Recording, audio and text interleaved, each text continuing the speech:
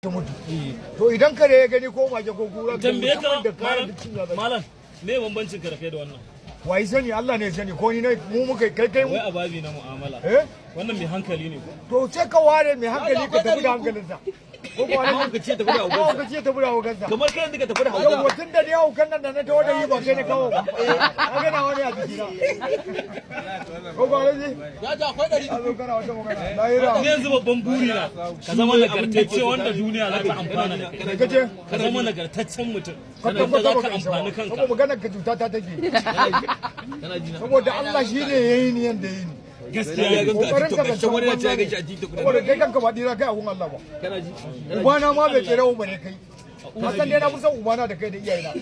Ko ba haka ba ka gano ubanka bai tsira ba. To kai baka san kowa ya fi son uwarsa ba. Nafsi ko? Mutane da yawa sun fi son iyayensu. Haka ne? To su kansu ta kansu suke. Amma shi Kuma ba dira suka gana abin da ake so kana ji. Ai tanadi za ka yi kafin ranar nan da za ka tanajin me kake da yi me ka samu ka ba Allah. Tanajin me za ka yi Wai yanzu ya gane shi abin da yake so ya ce ma. Shi abin da yake so ya ce ma kai tsaye. da suke baka shi yasa kake iya cewa kai ba ka sallah ba yau zaka ci ka kuma baka da Allah za ka gaya wa ka ce kai ya ƙara ba nan kai